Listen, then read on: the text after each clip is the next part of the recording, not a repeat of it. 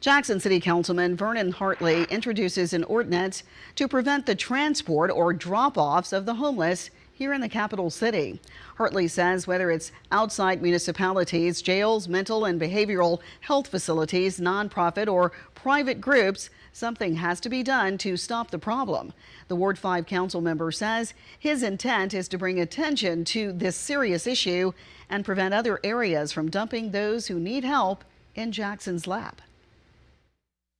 Now, this action is not designed to penalize the unhoused or the homeless community. It's designed to protect them by requiring the individuals, with the unplanned drop-offs. It can leave people stranded without a bed, without service, and without safe transportation. Some of these folks will even migrate into communities to have a house over their, a roof over their heads. Well, Hartley says once unhoused individuals are dropped off in Jackson, it often leads to squatters and fires. He's asking surrounding areas to create and fund their own programs to help the unhoused population. No action was taken tonight.